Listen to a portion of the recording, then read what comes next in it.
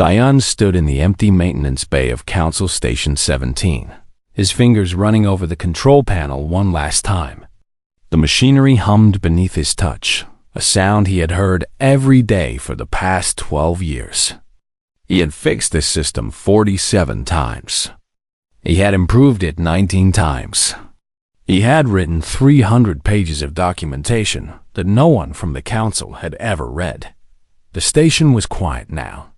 Most of the humans had already left.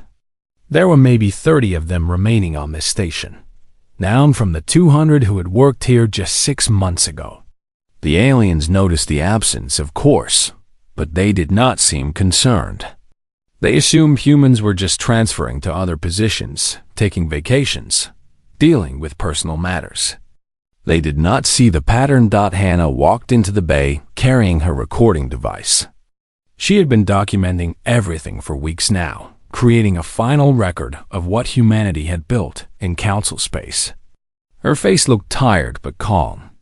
She had stopped being angry about 3 months ago, right around the time she realized that anger was a waste of energy. "Are you done here?" she asked Doyan. He nodded. "The system will run for another 8 months without manual intervention. After that, someone will need to recalibrate the plasma regulators. I left instructions in the database. Whether anyone reads them is not my problem anymore." Hannah smiled sadly. "I have been reviewing the records. Do you know how many critical systems humans maintain on this station alone? 62. Across all council space? Over 4,000. And in 3 years of submitting reports, the council acknowledged our work exactly 0 times. They acknowledged it when something broke," Doyen said. "They acknowledged it when they needed us to fix a crisis. They just never acknowledged it when everything ran smoothly." Wujin appeared in the doorway. He was the logistics coordinator, the man who had quietly arranged transport home for every human in this sector. He carried a datapad filled with departure schedules, cargo manifests, and transfer orders. Everything was organized, efficient, and completely legal. They were not running away. They were simply choosing to leave. "The last transport leaves in 4 hours, Wujin said. "Everyone else is already aboard. Just the 3 of us left." "Did Administrator Kralvin ever respond to your resignation notice?" Hannah asked. Wujin shook his head. "He sent an automated acknowledgement. I don't think he read it. I don't think any of them read our notices. 73,000 humans have resigned from council positions in the last 6 months. And I have seen exactly 2 requests for exit interviews." They walked through the corridors together, passing rooms where humans had once worked. The medical bay where Minji had developed cross-species treatment protocols. The communication center where Sunho had kept 17 different alien language systems compatible with each other. The agricultural lab where Ji-Yong had adapted crops for dozens of different planetary environments. All empty now. The equipment was still there. The data was still in the systems. The people who understood how everything connected, who saw the patterns, who solved the problems that were not supposed to be solvable, they were gone. They passed a group of council workers in the corridor. 3 hexapods and 2 avians talking among themselves. They barely glanced at the humans. This was normal. Humans had always been background presence in council stations, the people who fixed things and organized things and made things work. Useful, certainly, but not particularly important. Dine remembered the last council assembly he had attended. Humanity had submitted its 14th petition for a voting seat on the council. The request was reasonable. Humans had been members of the council for 70 years. They contributed to every major project. They maintained infrastructure across hundreds of worlds. They deserved representation.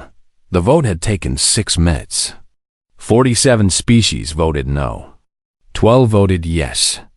3 abstained. The head counselor, a being that looked like a floating crystal, had explained the decision. Humanity has not yet demonstrated sufficient cultural maturity for council leadership.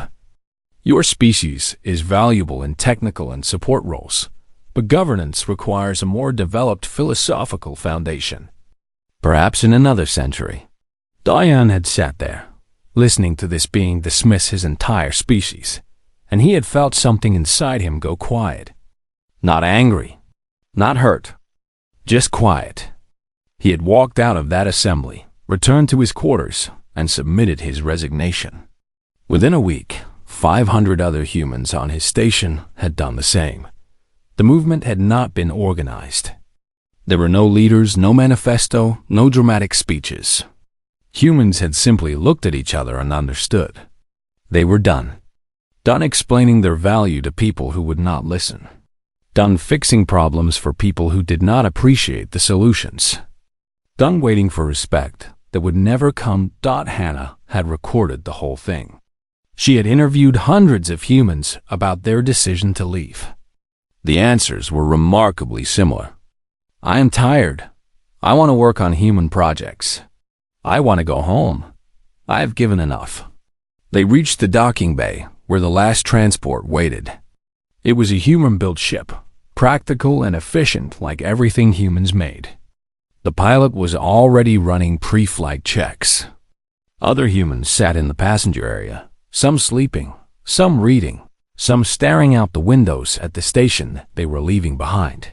Woojin paused at the airlock and looked back at the station one last time. The lights glowed in the darkness of space. Systems hummed and functioned. Everything looked fine. It would continue to look fine for months, maybe even a year or two. Then the small failures would start. Then the medium failures. Then the catastrophic ones. We gave them every chance to see us, he said quietly. Doyun placed a hand on his shoulder. We did. That is enough. They boarded the ship. The airlock sealed behind them. Within 20 minutes, they were leaving Council space, heading toward Earth. None of them looked back. Behind them, in the station control room, Administrator Kralvin reviewed routine reports. He noticed, briefly, that several human workers had not checked in for their shifts. He made a note to send a reminder about attendance policies. Then he moved on to more important matters. There was a resource allocation meeting in an hour, and he needed to prepare his presentation. He did not notice that the humans were gone. He would not notice for another 3 months. Administrator Kralvin walked through Station 7 with growing confusion. The water tasted wrong. Not dangerously wrong, just off. Slightly metallic, with a bitter aftertaste that had not been there last month. He had filed a complaint with maintenance 3 weeks ago. The problem persisted. Engineer Desik, an avian with bright blue feathers and 4 delicate arms, stood in front of the water reclamation system, looking frustrated. The system was old, built by humans 40 years ago and maintained by them ever since.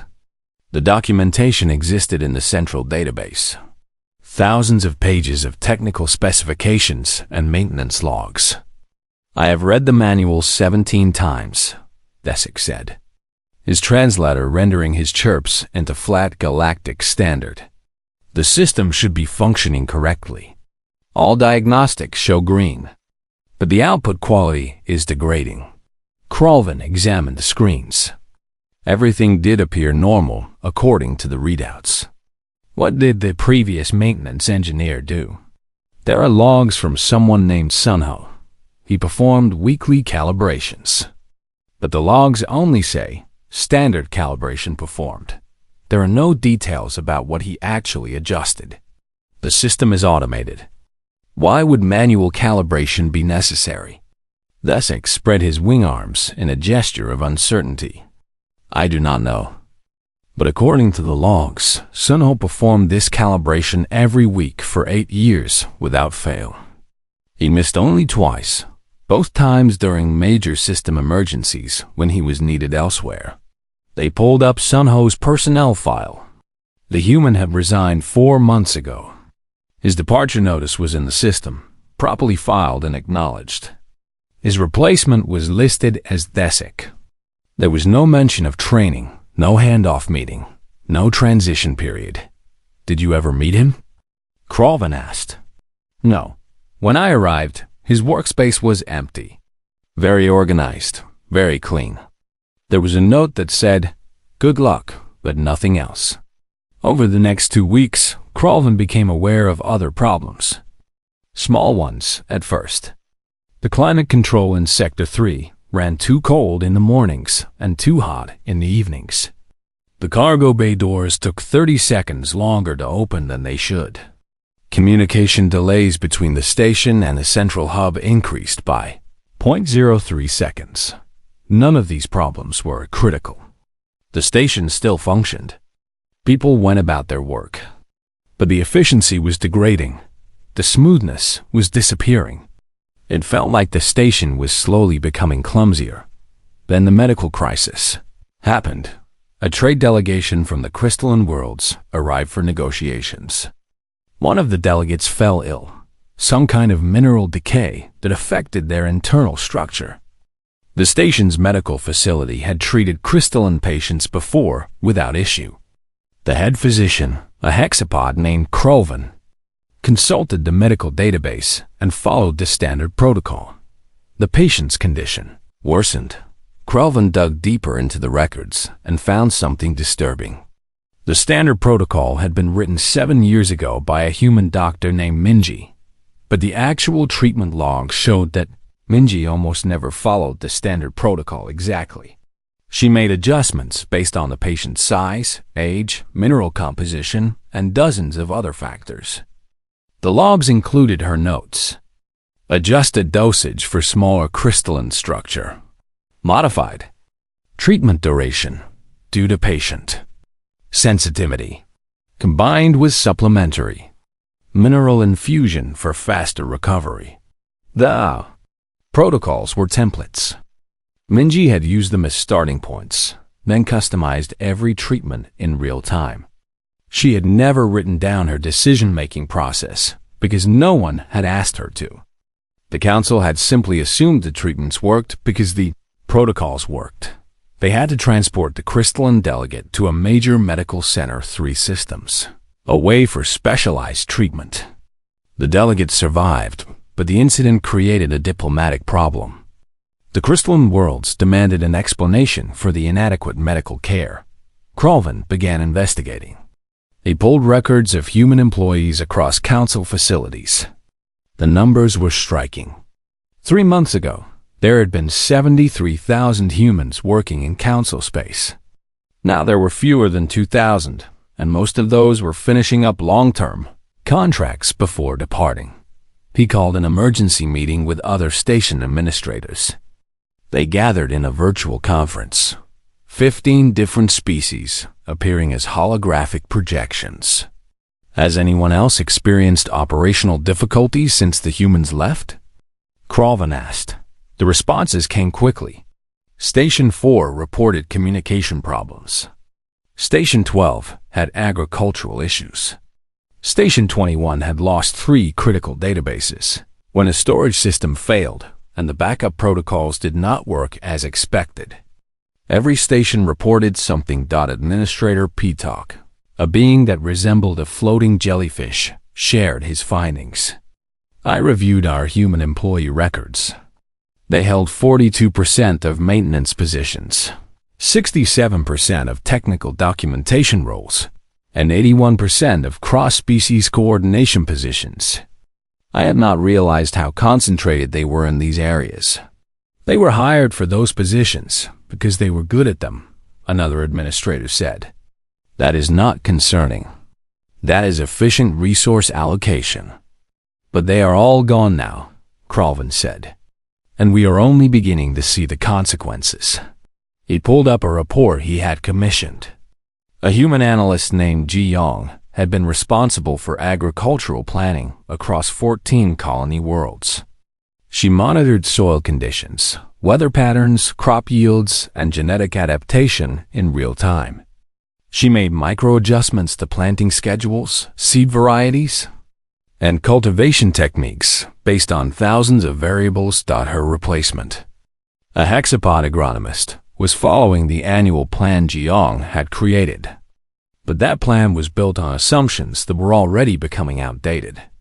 Weather patterns shifted. Soil compositions changed. New pest species emerged. Jiang would have adapted the plan week by week. Her replacement was following a static document. The projected harvest yields for 3 of the 14 worlds had already dropped by 12%. We should contact them, Pitak suggested. Offer them better contracts. Convince them to return. Kralvin was not optimistic, but he agreed to try. He composed a message to Earth's diplomatic office. It was polite and professional, expressing the Council's interest in re-engaging human workers for critical technical positions. He offered a 15% salary increase and expedited processing for work permits. The response came 3 days later. It was equally polite and professional. Earth's government thanked the Council for the offer, but explained that human workers were currently focused on domestic projects and development initiatives. They wished the Council well in their future endeavors. There was no anger in the message, no bitterness, just a simple, courteous decline. Kralvin read it 5 times, looking for some opening, some way to continue the negotiation. He found none. The message was final without being hostile. It was the kind of response you gave to someone you had no interest in arguing with. He sat in his office, watching the station's systems display on his monitors. Everything still worked, but he could see the patterns now, the small degradations, the increasing inefficiencies. The station was like a machine with thousands of tiny parts, and someone had removed 100 of those parts without anyone noticing. The machine still ran. But for how much longer? He called up the personnel records again and started reading through them properly for the first time. Suno, who had maintained water systems. Minji, who had treated patients. Jiang, who had managed agriculture. Hyan, who had mediated first contact situations. Sejun, who had designed traffic control algorithms. Humans, all of them. Doing work that everyone had assumed was simple because they made it look easy. They were gone now, and the Council was beginning to understand what that meant. The crisis started on a Tuesday, though no one would realize it was a crisis until Thursday. 2 Council member species, the Kethner and the Vorleth, had disputed a border region for decades. The disagreement was old but stable, managed through careful diplomatic protocols that everyone understood and followed. The disputed zone was small, resource-poor, and largely symbolic. Neither side wanted war. They just wanted the principle established. For 20 years, a human mediator named Hyan had managed the situation. She met with both sides quarterly, listened to their concerns, and found small compromises that let everyone feel heard without requiring anyone to give up their core positions. She understood that the Kethner were a logic-based species who needed clear systematic arguments, while the Vorleth were an emotion-based species who needed to feel respected and valued. She spoke to each group in the way they needed to be spoken to. Hyan had retired 8 months ago and returned to Earth. Her replacement was a Kethner diplomat named Threx, who approached the situation with pure logic. When the Vorleth delegation arrived for their quarterly meeting, Threx presented a systematic analysis of why the Vorleth claim was legally weak based on Council Charter provisions. He was completely correct. The analysis was flawless. The Vorleth delegation left feeling insulted and dismissed. Within 2 days, Vorleth military ships entered the disputed zone. The Kethner responded by sending their own ships. On Thursday morning, a Vorleth ship fired on a Kethner scout vessel. No one died. But the shooting had started. Administrator Kralvin received the alert while dealing with the second crisis. The Council's primary data nexus, located on a fortified moon, had been hit by a solar storm. This was not unusual. The system experienced solar activity regularly, The facility was designed to handle it, except this time, the automatic failsafes did not engage properly. The chief engineer responsible for the Nexus was a hexapod named Varduk. He stood in the control center, watching 17 different warning screens flash red, trying to understand what was happening. The system had multiple layers of redundancy. Backup power should have engaged. Secondary cooling should have activated. Tertiary shielding should have deployed. None of it was working correctly. Varduk pulled up the system architecture documents. They had been designed by a human engineer named Jiang 15 years ago. The documentation was extensive, thousands of pages detailing every component and protocol. But there was a section labeled Manual Oversight Protocols that Varduk had never noticed before. He opened it and found notes from Jiang describing statistically improbable scenarios that the automated systems were not programmed to handle. Scenarios that required human judgment to recognize and address. Scenarios exactly like the current solar storm, which had an unusual magnetic signature that confused the views to sensors. Jiang had been monitoring these scenarios manually for years. She had a workspace in the facility where she watched the real-time data and made adjustments when the automated systems could not adapt. After she left, no one had assigned anyone to that workspace. Everyone assumed the automated systems were sufficient. Half the council's databases went offline. Communication networks across 12 sectors failed. Trade data, diplomatic records, scientific research, historical archives, all suddenly inaccessible. The third crisis hit the same day. Agricultural reports from 14 colony worlds came in simultaneously, and the news was catastrophic. Harvest yields were down 40% across the board. On 3 worlds, entire crops had failed completely. Millions of beings faced food shortages. Emergency rations would help in the short term, but the next planning cycle was 6 months away, and no one knew how to fix the problems before then. The agronomist who had taken over from Jiang, the human who had managed these worlds, sent a desperate message to council headquarters. The automated planting schedules were not working. Environmental conditions had changed in ways the static plans could not account for. Without constant adaptation and monitoring, the agricultural systems were failing. Council Military Director Viorn, a being made of living crystal that shifted colors with his moods, called an emergency session. His crystalline structure flickered with stressed orange and red tones. He had spent the morning trying to access military contingency plans and discovered something terrifying. Humans had written 87% of the Council's military response protocols. The remaining 13% were outdated documents that did not account for modern weapons systems, modern ship designs, or modern communication networks. All of those integrations had been handled by human strategic planners. The contingency plan for a border conflict between member species was 400 pages long and had been authored by a human named Daeun. The plan was detailed and sophisticated, accounting for dozens of variables and providing clear decision trees for commanders to follow. But Daeun had left 6 months ago, and the plan assumed that someone with his level of understanding would be available to adapt it to specific circumstances. The plan was a framework, not a script. It required judgment. Viorn addressed the council in the emergency session.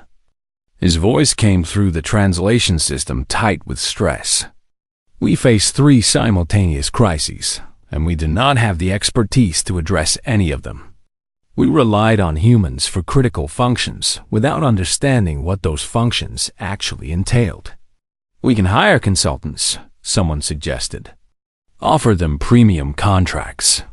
Kralvin shook his head. He had already tried.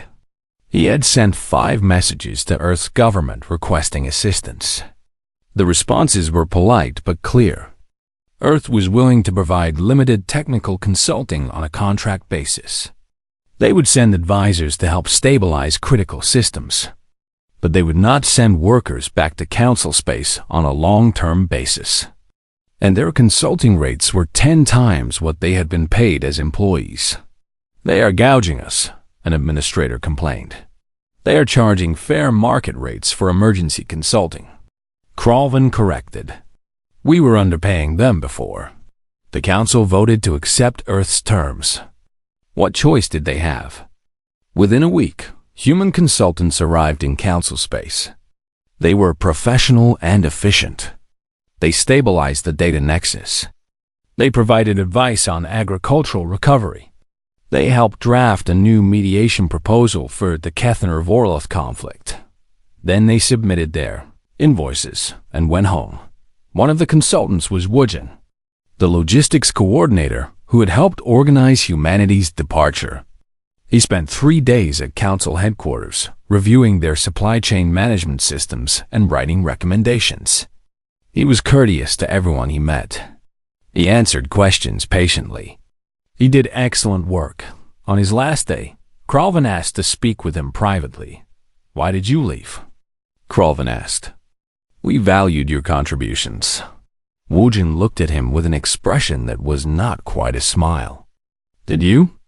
"I submitted 47 reports on supply chain optimization over 6 years. 12 of them could have saved the council millions of credits. 3 of them addressed safety issues that could have prevented emergencies. Do you know how many of those reports were implemented?" Kralvin did not answer. "None," Wujin said. "0. They were all acknowledged and filed. One administrator wrote back and thanked me for my enthusiasm. That was the only personal response I ever received. We had budget constraints, priorities. I understand. And now I have priorities too. My priority is working with people who listen." Wujin left the next morning. His invoice was for 40,000 credits, roughly what the council had paid him for an entire year of full-time work. He had earned it in 3 days. Kralvin sat in his office and finally understood. Humans had not left because they were angry. They had left because staying was a waste of their time. And now the council was paying more for less, and would continue doing so, because they had no other choice. The shooting between the Kethner and Vorloth stopped, but the tension remained. The databases came back online, but the vulnerability persisted.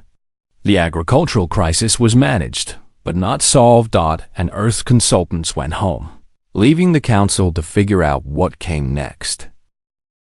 1 year after the humans left, the Galactic Council held a session that should have been routine. It turned into chaos within 15 minutes.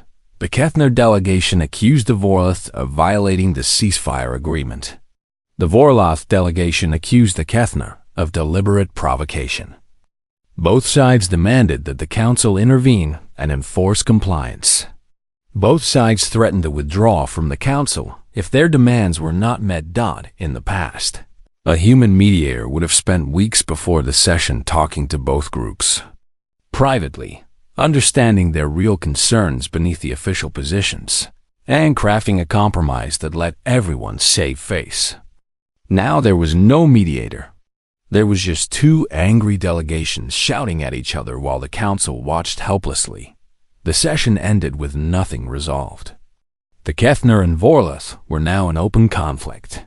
Not full war, not yet, but close enough that trade routes were disrupting and neighboring systems were choosing sides. Administrator Kralvin received 17 urgent messages that day. Trade agreements were collapsing across council space.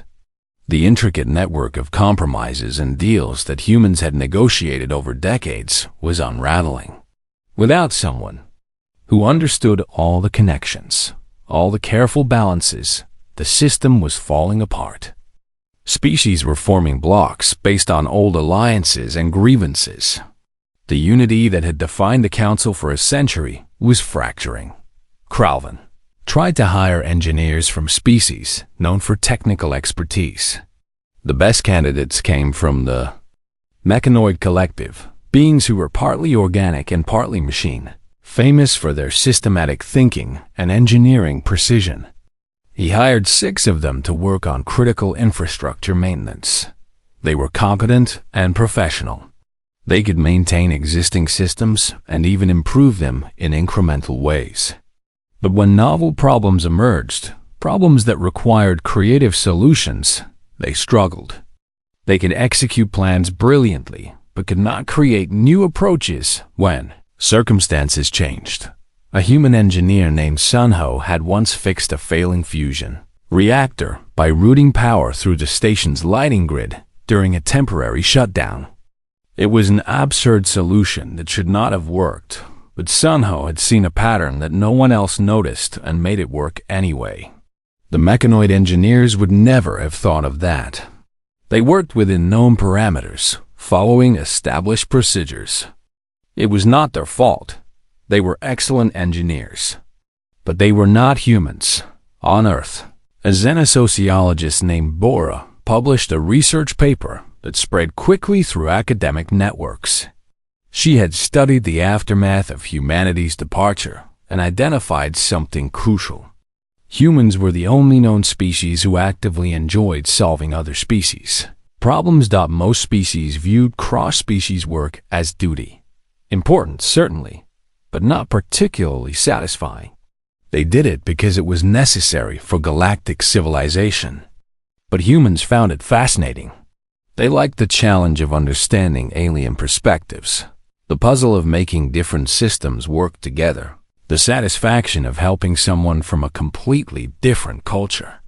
That enthusiasm had made them irreplaceable. They did not just do the work. They cared about doing it well. They stayed late to fix problems that were not technically their responsibility. They wrote extra documentation because they wanted the next person to succeed. They built relationships across species boundaries because they were genuinely interested in other cultures. You could hire someone to maintain a system, but you could not hire someone to care about maintaining it the way humans had cared. The Council was learning this distinction the hard way. The second delegation to Earth was larger and more senior than the first. It included Council members themselves, high-ranking officials who had never bothered to visit Earth before. They brought proposals for genuine partnership, voting membership, profit sharing, leadership positions in Council governance. They met with Earth's prime representative, a man named Seijun. He received them in a modest government building in Seoul, not the grand ceremonial halls the delegation had expected. The meeting room was simple and functional, with basic furniture and no decorative displays of power. Seijun listened politely to their offers. He asked clarifying questions. He took notes. When they finished their presentation, he was quiet for a long moment. "Your offers are generous," he said finally. "They are the kind of offers we requested 14 times over the past 40 years. They are what we asked for when we were still members of your council, still maintaining your systems, still solving your problems. We acknowledge that we should have offered these terms earlier," the lead counselor said. "We are prepared to make amends." Seijun smiled, but there was no warmth in it. "You are offering us a better deal now because you are desperate. I understand that. It makes practical sense from your perspective. But you have shown us how you value partners when you do not need them. We have learned that lesson. We will remember it. Are you rejecting our proposal?" "We are declining a long-term partnership, yes. However, Earth is willing to provide limited technical consulting services. We will help you stabilize your critical systems. We will train your own people to maintain them. We will sell you the technology and expertise you need. But we will not return to council space as members or as employees. What are your rates for these consulting services?" Seijun slid a document across the table. The delegation reviewed it in silence. The rates were high. Not unfair, but substantial.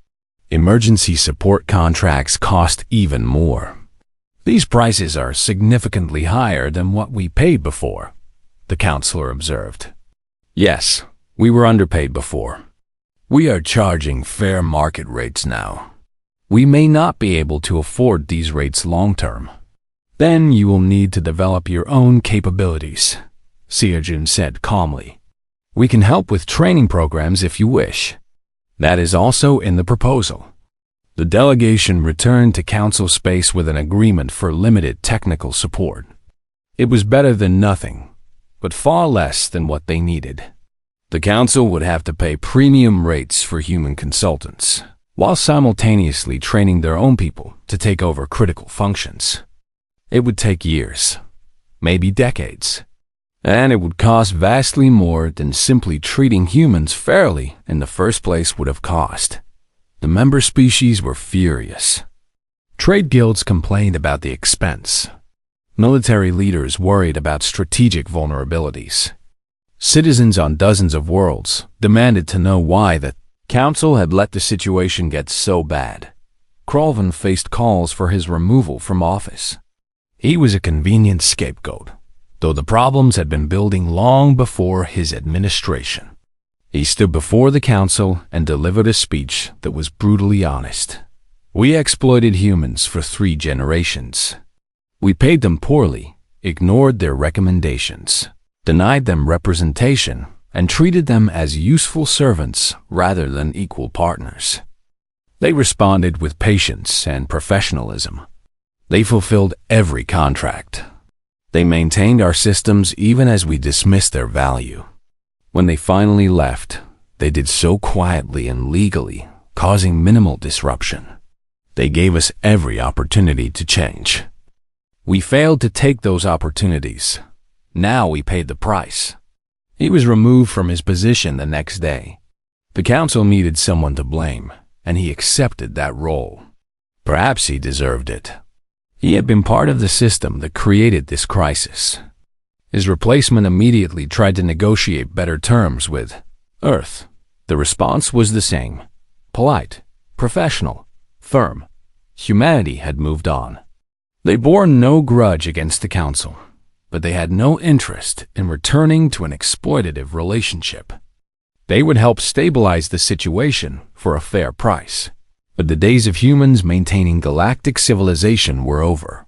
The Council would have to learn to maintain itself. Krolvan, now retired, began writing a historical account of what had happened. He called it The Departure.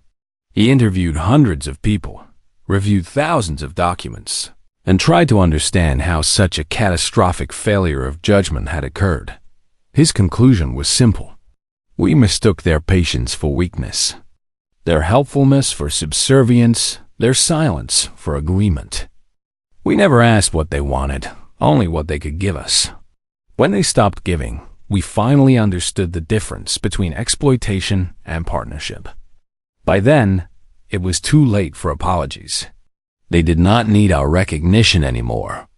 His book was published quietly and read widely. It became required reading in diplomatic academies across Council Space. A study in how civilizations fail not through malice, but through arrogance and assumption. The lesson came too late to save the Council as it had been, but perhaps it would teach the next generation to do better. 20 years had passed since humanity left Council Space. The galaxy had changed in ways both obvious and subtle. JUNHO piloted his exploration ship through an unmapped sector, following signals that suggested the presence of an old Council outpost. He was young, only 26, and had been born the year of the departure. He knew the Council only from history lessons and his parents' stories. His ship was human-designed and human-built, sleek and efficient. Earth shipyards had been busy these past 2 decades. Without the obligation to maintain Council infrastructure, human engineers had focused on their own projects. The results showed in every line of Junho's vessel. The outpost appeared on his sensors. It was old and clearly struggling. Life support was functioning, but barely. Power output was erratic. Communication systems were degraded. Junho sent a standard greeting and received a response after a delay that suggested their systems were failing. He docked carefully, running full environmental checks before opening the airlock. The outpost was staffed by a mixed crew of 4 species, all of them looking tired and worn. The station commander was a hexapod named Varkin, whose shell showed the marks of long service. "We appreciate your arrival," Varkin said.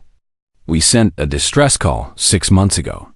We did not expect anyone to respond." "I am not here in response to your call," Junho said honestly. "I am on an exploration mission and detected your outpost. But I can see you need assistance. What is the problem?" Varkin showed him the power systems. They were old, human-designed, and failing. The outpost engineers had tried to repair them, but lacked the expertise. They had requested help from the Council's central authority, but were told that repair crews were months away. This outpost was not a priority. Junho examined the systems with the trained eye of someone who had grown up around human engineering. He could see the problem immediately. A coupling in the fusion core had degraded past safe tolerances.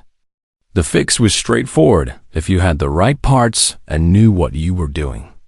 "I can repair this," he said. "It will take about 6 hours, but I will need to charge you for the work. Standard human consulting rates plus parts and travel time."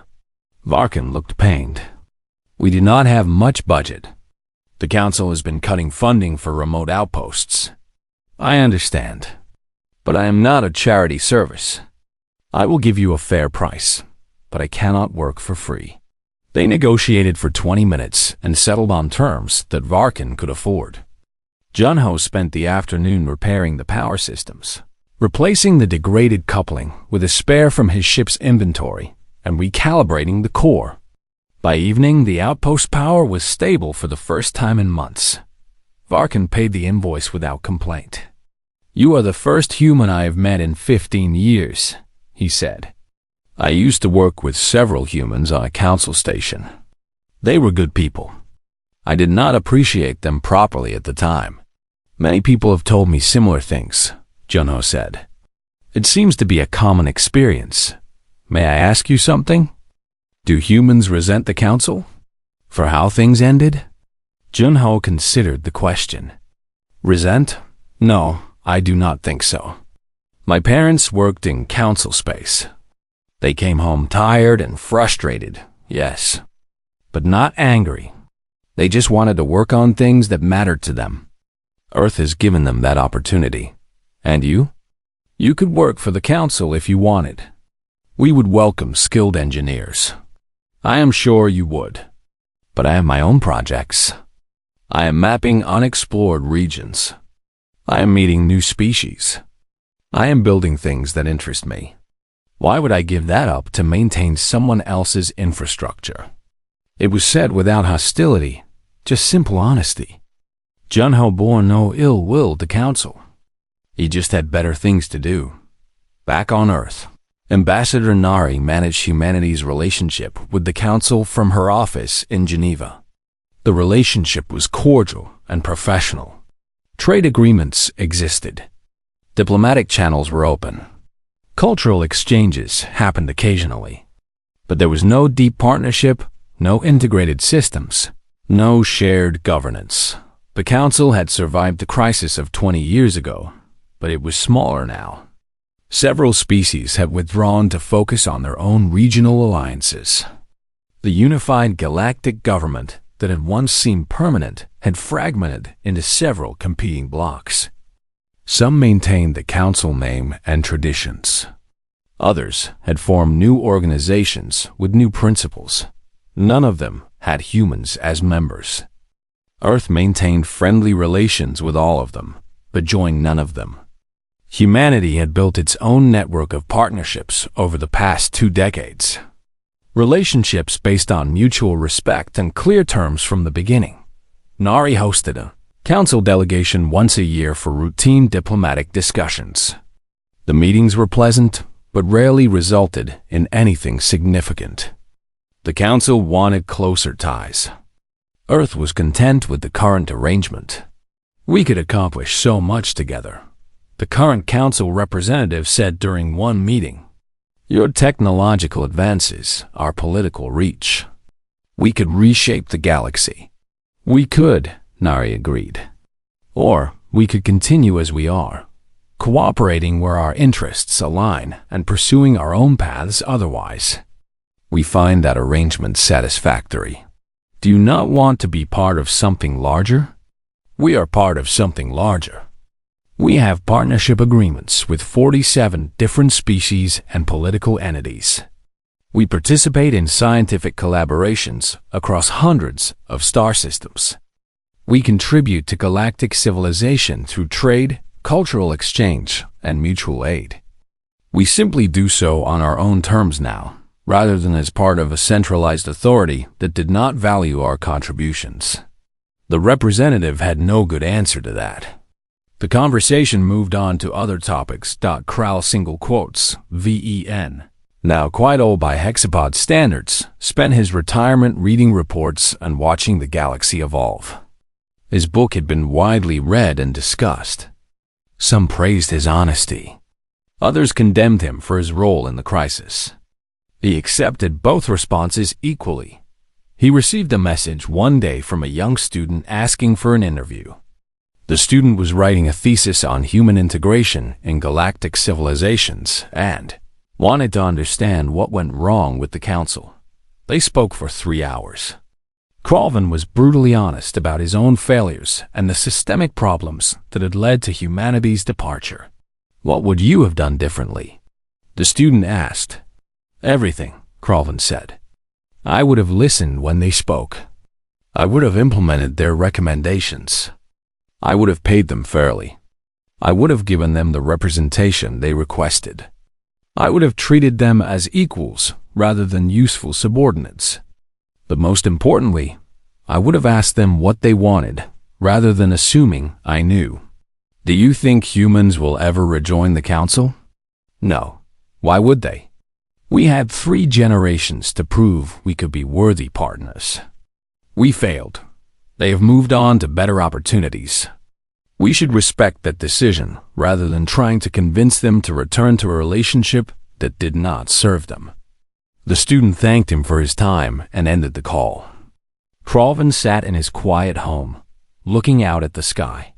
Somewhere out there, humans were exploring, building, creating, and thriving. Without the council. Without needing the council's approval or recognition. He felt old and tired, but also oddly peaceful. The crisis had been painful, but perhaps necessary. The galaxy was learning lessons that should have been obvious from the beginning. Partnership required mutual respect. Labor had value. Patience should not be mistaken for weakness. Simple lessons. But apparently, they had needed to be learned the hard way. Junho's ship jumped to hyperspace, heading toward unexplored regions. He had filed his report about the council outpost, noting its condition and the repairs he had provided. Someone from Earth's diplomatic corps would follow up if appropriate. Or not. It was not his concern. He had a whole sector to map and several promising signals that might indicate unknown civilizations. The galaxy was vast and full of possibilities. He intended to explore as many of them as he could. Behind him, in council space, stations continued operating on systems that humans had designed decades ago. Engineers maintained them as best they could. Some systems were updated and improved. Others slowly degraded. The lights stayed on, but everyone knew the infrastructure was more fragile than it appeared. The council endured, but it would never again be what it once was. The departure had changed the galaxy permanently. Humanity did not leave to punish the council. They left to find species who would see them coming and celebrate, not ignore them until they were gone. 20 years later, they had found several such species.